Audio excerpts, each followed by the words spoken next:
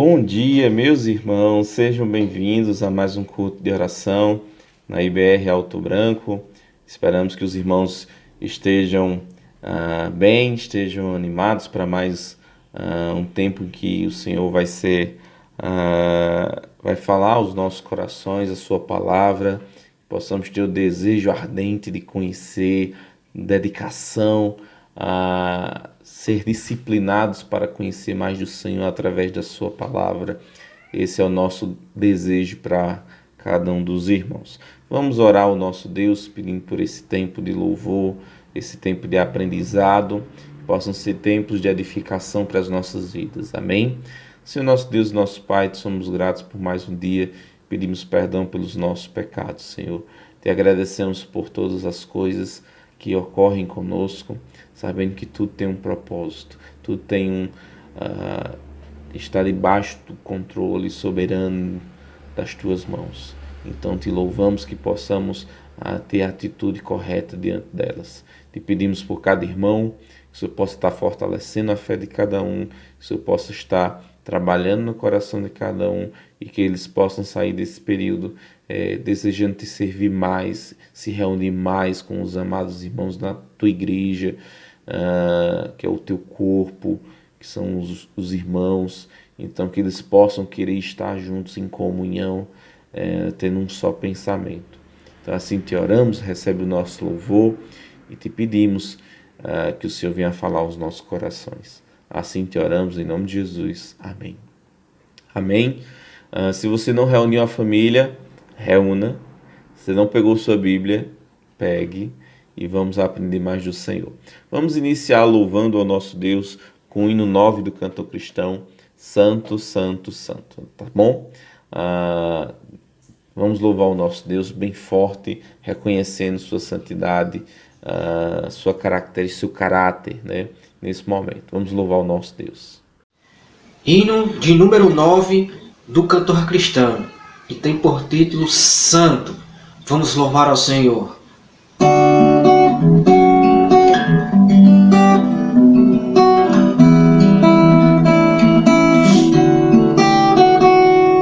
Santo, Santo, Santo, Deus onipotente,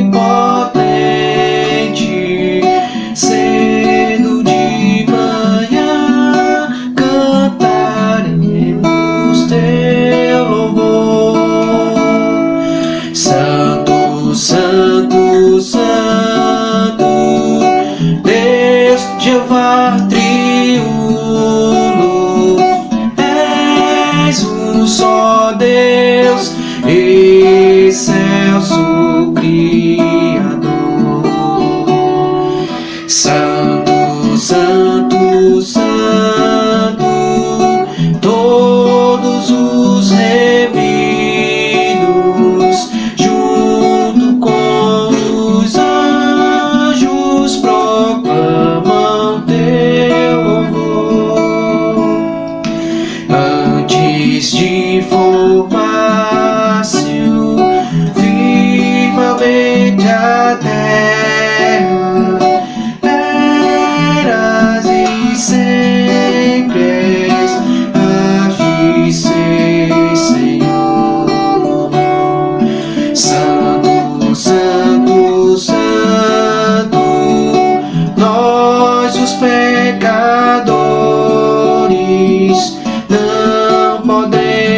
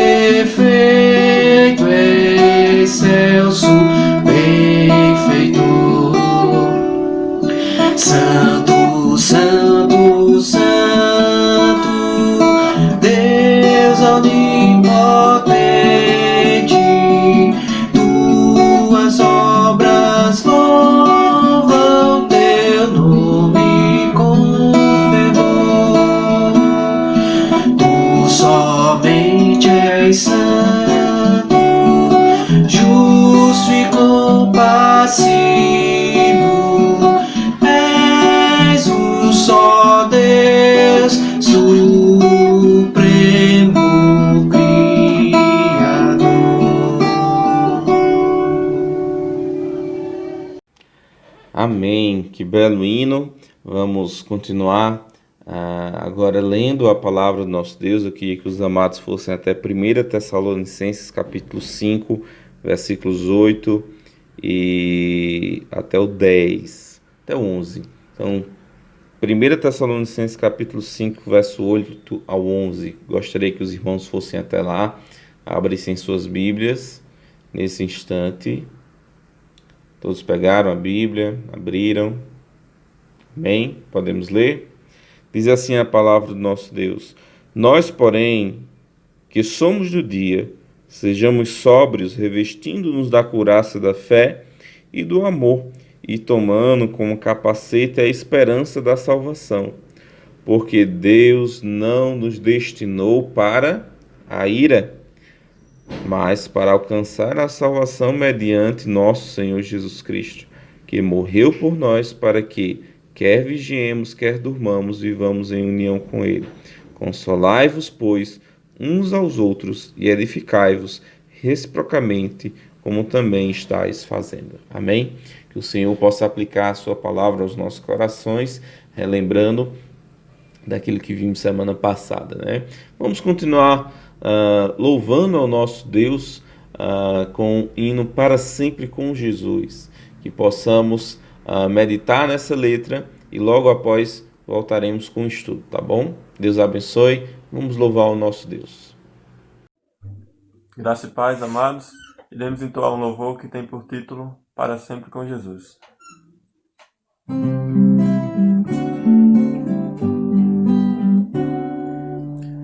Aguardo o dia em que Jesus irá pra sua igreja reunir.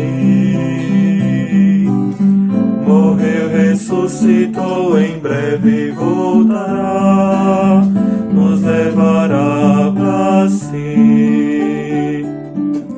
Aguardo o dia em que Jesus irá arrebatar os que são seus, dará ordem, a trombeta soará e descerá dos céus. Ressurgirão os mortos em Cristo e se unirão a eles os vivos entre nuvens ao encontro do Senhor nos ares, e com Ele estaremos para sempre com Jesus.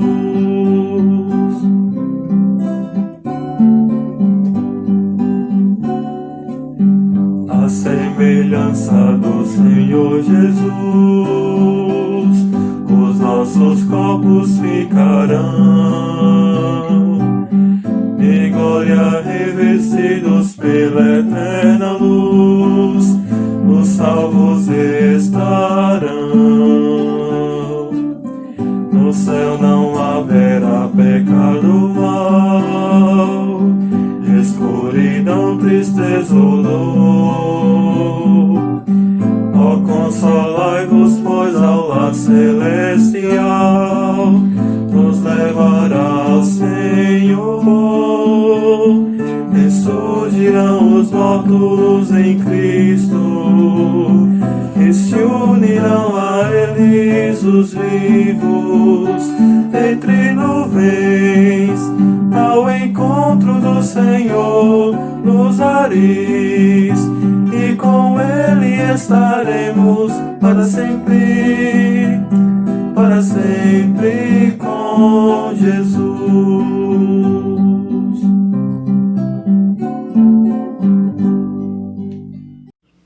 Amém. Que bom louvar ao Senhor.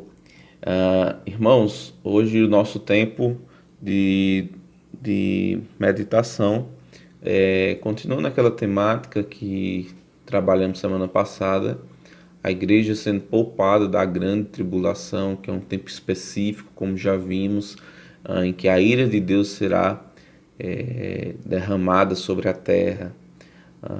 E a gente viu que tinha dois propósitos, né?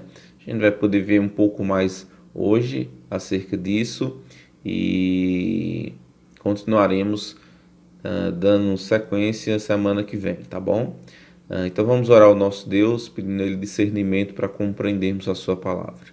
Senhor nosso Deus e nosso Pai, somos gratos, pedimos perdão pelos nossos pecados, somos gratos pela Tua salvação, por Jesus Cristo, pela esperança que temos de nos encontrarmos contigo.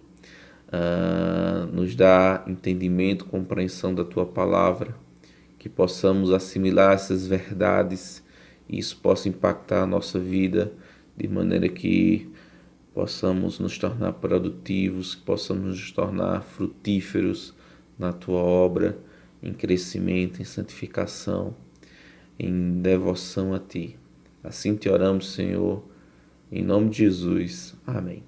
Amém.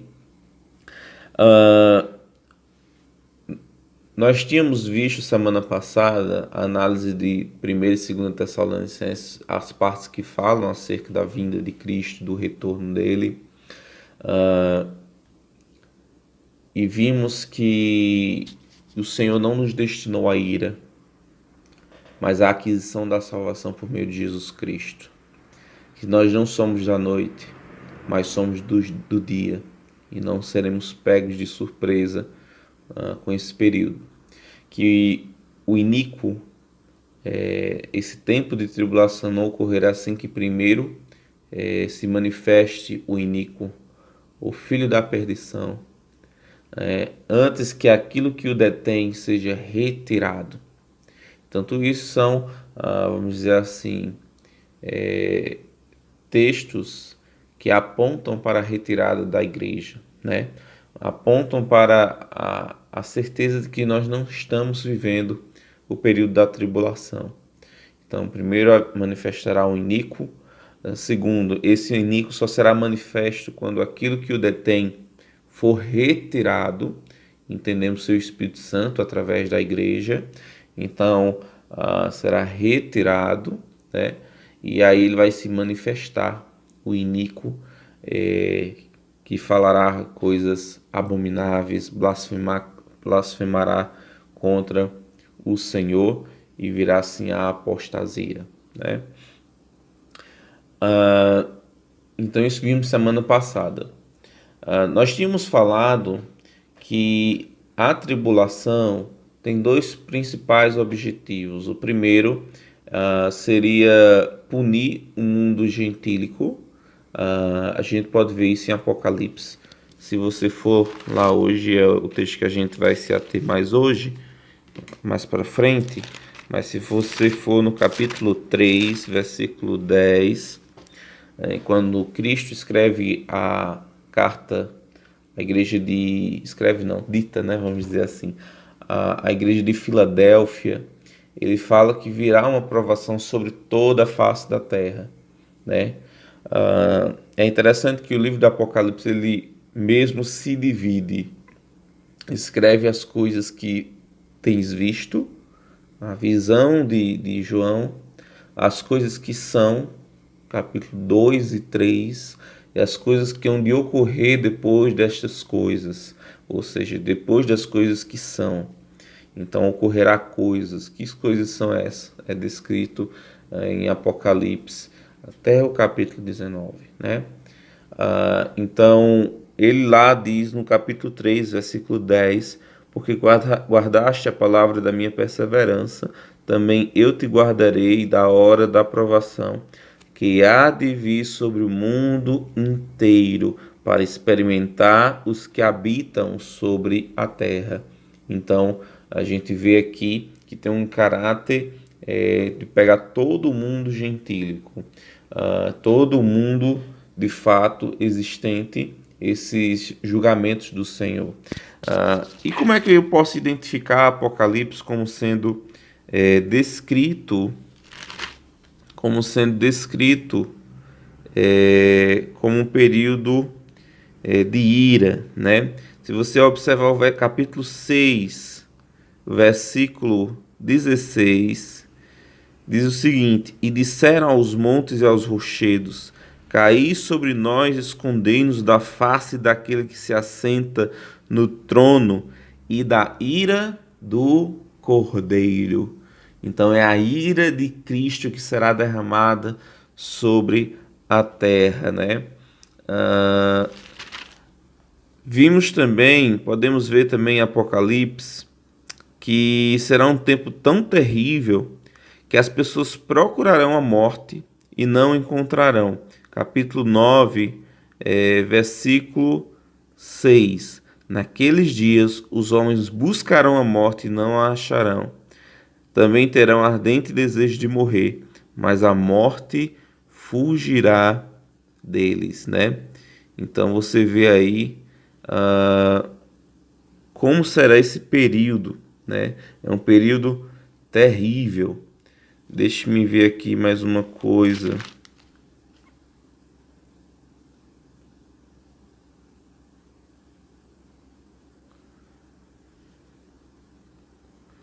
Deixa eu ver aqui.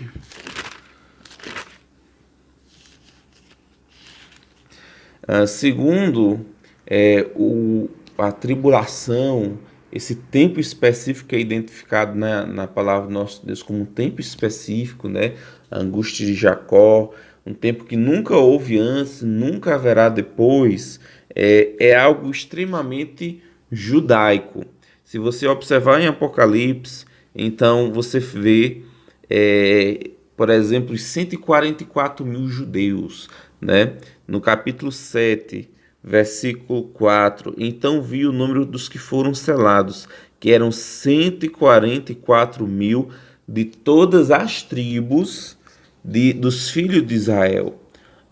O da tribo de Judá foram 12 mil, tribo de Ruben 12 mil, tribo de Gade 12 mil, da tribo de Aser 12 mil, da tribo de Naftali 12 mil, da tribo de Manassés 12 mil, da tribo de Simeão 12 mil, da tribo de Levi 12 mil, da tribo de Issacar 12 mil, da tribo de Zebulon 12 mil, da tribo de José 12 mil e da tribo de Benjamim 12 mil. Ou seja, tem um caráter judaico que hoje a igreja não participa disso. Na igreja, Gálatas fala que não existe judeu nem gentio, né? Todos são um em Cristo, então não existe esse caráter judaico dentro da igreja. Então é algo que é uma característica desse período que não pertence à igreja, né? Então podemos ver isso. Primeiro, vem para testar todo o mundo, né? E segundo, vem com um caráter judaico. Aí como é que nós podemos ver que o Apocalipse fala desse período de grande tribulação? No capítulo 7, versículo 13, um dos anciãos, 13, 12 e 14, um dos anciãos tomou a palavra dizendo: estes que se vestem de vestiduras brancas são os que são quem são e de onde vieram? Respondi-me: meu Senhor, tu sabes. Ele então me disse: são estes os que vêm da grande tribulação. Lavaram suas vestiduras e alvejaram no sangue do Cordeiro. Então, quem são essas pessoas que estavam sendo mortas aqui? Todos são aqueles que estavam vindo da grande tribulação. Então, nós vemos que Apocalipse fala, sim, desse período de grande tribulação. Se você for até Zacarias, deixe-me localizar aqui, a gente vai ver uma das características judaicas desse período e um dos propósitos desse período, que é levar o povo judeu à compreensão do Messias e a receber o Messias quando ele vier em sua glória. Eles se arrependerão, né? E confiarão no Senhor. Deixe-me ver aqui. No versículo 10 do capítulo 12.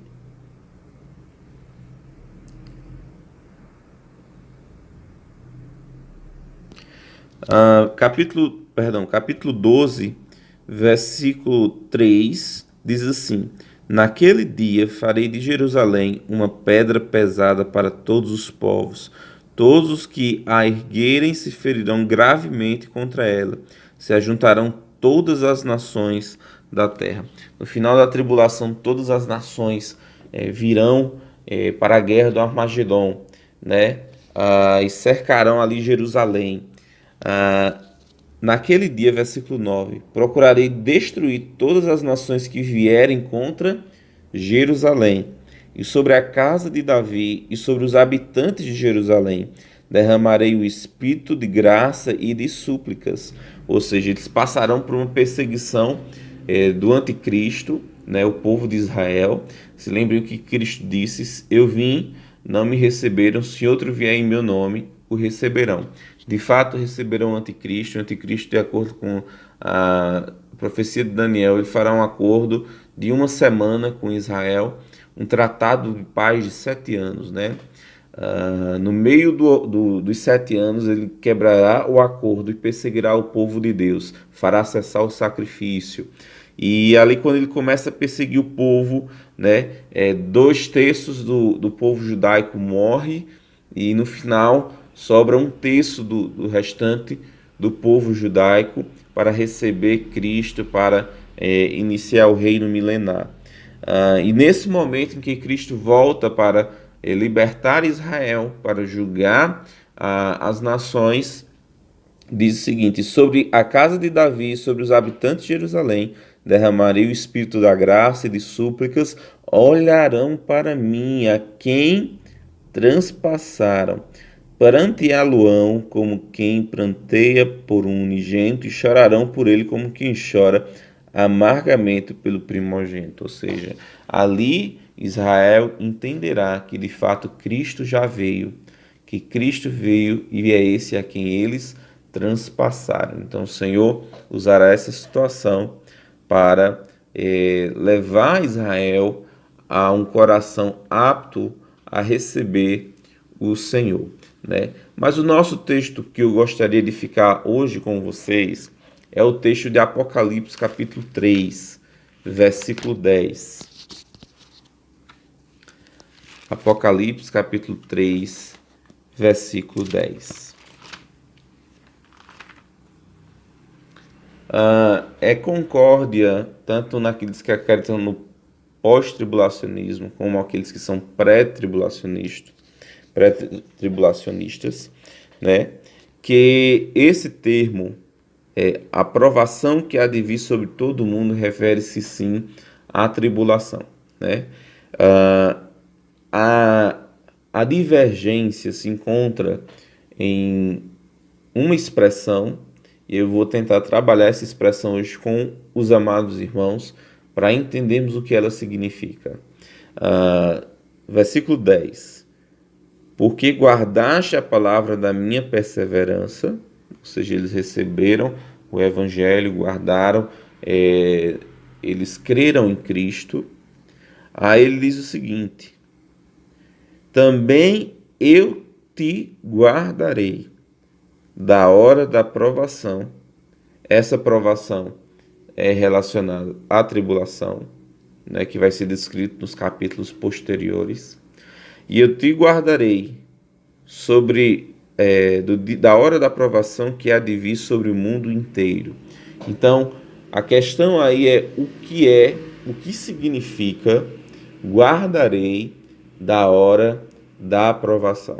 Os pré-tribulacionistas acreditam que somos nós acreditamos dessa forma, que esse guardar da hora da tentação, da provação, será retirar a igreja para que ele não participe desse período.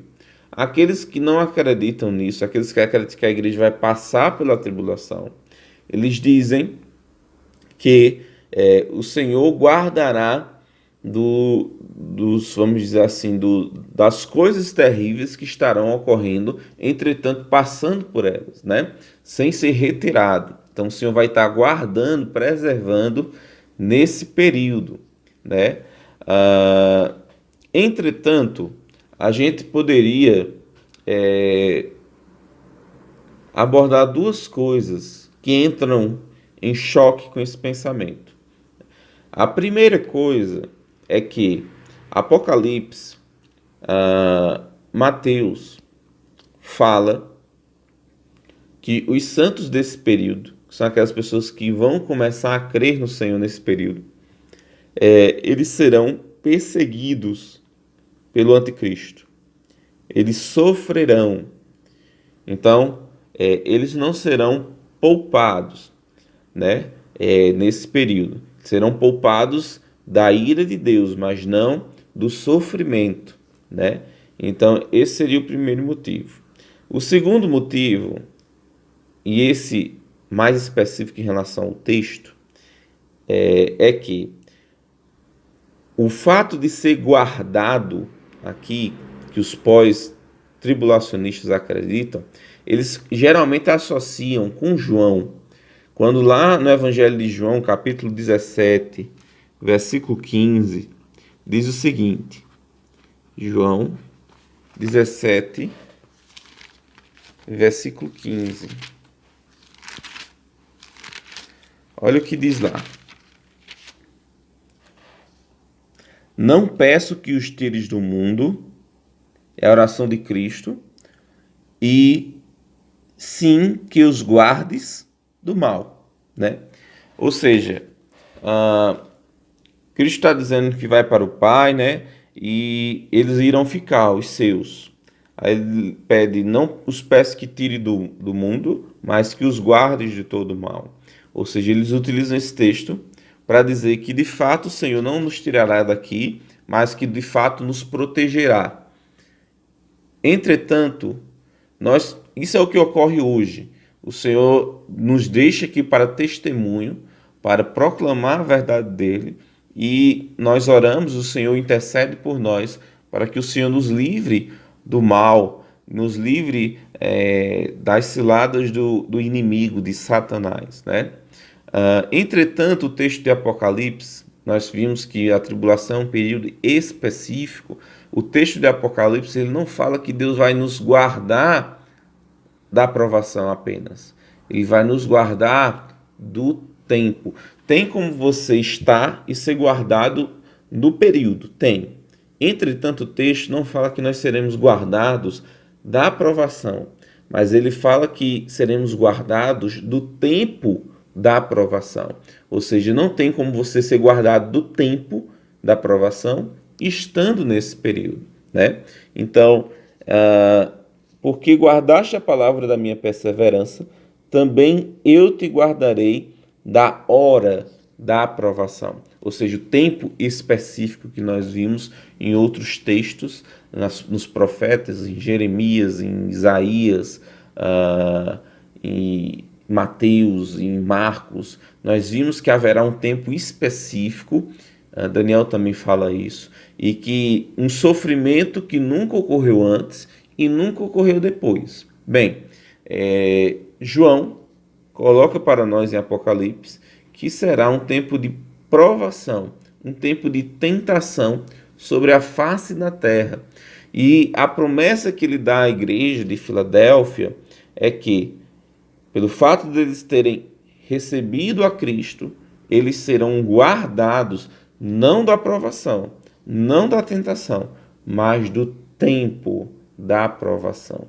Então, esse guardar do tempo, ele indica que a igreja sim será retirada desse período para que não participe desse tempo e não simplesmente das provações que vão ocorrer lá. Então você junta várias coisas para trazer essa compreensão.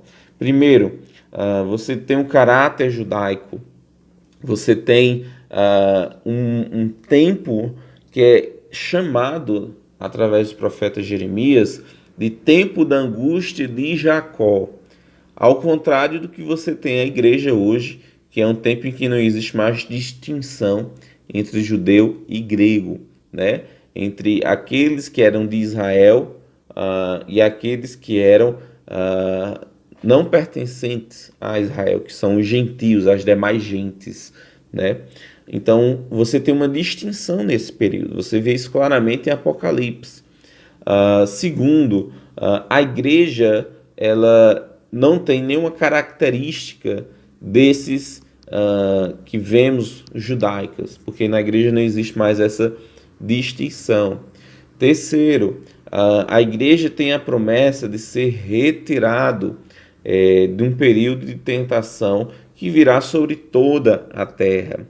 E quarto, as profecias de Daniel, principalmente, elas trazem um ensinamento profético bem detalhado, e que a gente vai ver semana que vem, bem detalhado sobre Israel e sobre as nações. Se você é um deleite ler a profecia, as profecias, né? São várias visões que ele tem lá, sonhos que ele interpreta acerca de reinos, e é encantador o texto de Daniel, né? Começa com a estátua de Nabucodonosor, depois a da árvore do sonho de Nabucodonosor, depois você tem os 4 animais, depois você tem o do carneiro e do bode, que ali refere-se aos persas, Medo-Persa, que era o carneiro com 2 chifres, e o bode, que significa em relação à Grécia. Tudo isso ele explica de maneira muito detalhada. Depois ele tem a profecia que fala sobre o reino da Grécia, vamos dizer assim, se quebrando em 4, depois surgindo outro que era Antíoco, e depois ele fala do anticristo, né? E depois ele determina, ele traz uma visão acerca do específica de Israel e do período que Israel passará. Então ele dá a profecia das 70 semanas. E a profecia das 70 semanas é que vai falar de maneira mais explícita acerca de um período específico, que é a última semana de Israel. Esse período específico é a tribulação. É quando vai se revelar o iníquo que Cristo fala em Mateus capítulo 24, né? Ou seja, a tribulação pertence a uma profecia sobre Israel. Isso é mais um motivo, mais uma razão para acreditarmos que a igreja não vai passar pela grande tribulação, que é o despejar da ira de Deus sobre as pessoas que estarão nesse período. Então, a profecia de Daniel fala que essa é a última semana em que o anticristo fará um acordo com Israel durante uma semana. No meio da semana, ele cortará o sacrifício. E é interessante o cortar o sacrifício, porque lá em Daniel capítulo 12, fala que depois que ele corta o sacrifício, restam, e ele diz a quantidade de dias específicos, que são 3 anos e meio, são os anos finais da tribulação. Esses anos finais da tribulação, Cristo chama de a grande tribulação, ou seja, tem o princípio das dores, os primeiros 3 anos e meio, e logo após a grande tribulação, que será quando o anticristo fará perseguição contra os santos, né? Nesse período. Vemos também em Apocalipse que haverão 2 testemunhas que estarão em Jerusalém, na cidade santa, né? Mais uma característica aí judaica, né? Então Jerusalém é o centro, é o epicentro desse tempo específico de tribulação. Que consolo para aqueles que pertencem à igreja. Nós aguardamos nossa bendita esperança, nosso Redentor. Amém? Então, que você possa ser um tempo que você possa despertar para as profecias, analisar as Escrituras, procurar entender as Escrituras. Daniel foi considerado muito amado porque ele procurava entender as visões, as Escrituras, os profetas, né? Tanto é que quando ele recebeu a visão de 70 semanas sobre Israel, ele estava procurando entender a profecia de Jeremias, que falava dos 70 anos, e ele entendeu que os 70 anos já estavam chegando ao fim.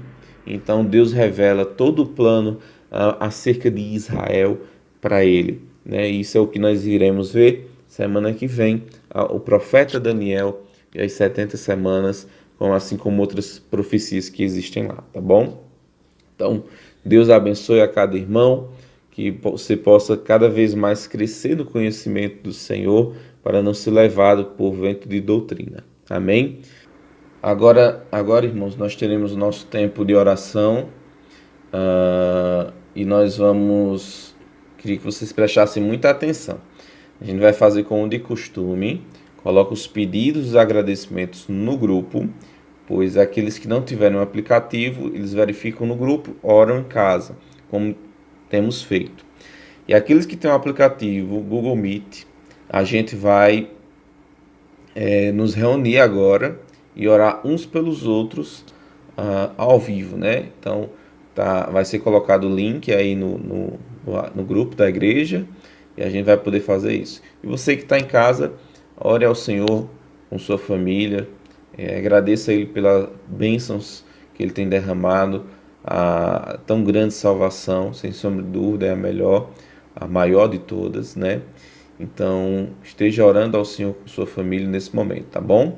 E na igreja, coloque os pedidos lá e agradecimentos. E aqueles que têm Google Meet, a gente vai se reunir agora, tá bom? Deus abençoe e até logo mais.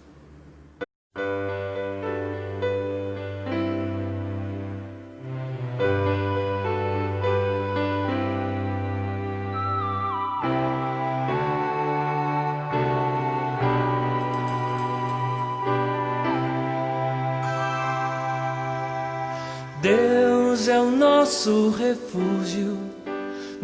refúgio e fortaleza. Ele é o nosso socorro, bem presente na angústia. Pelo que não temeremos, ainda que a terra se mude, ainda que os montes se transportem para o meio dos mares, e que as águas rujam e se perturbem, e se abalem os montes, e se abalem os montes pela sua braveza.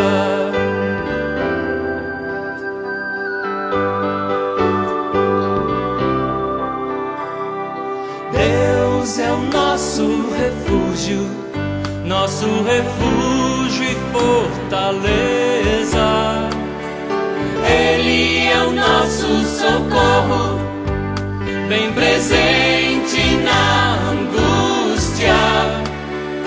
Pelo que não temeremos, ainda que a terra se mude, ainda que os montes se transportem para o meio dos mares, e que as águas rujam e se perturbem, e se abalem os montes,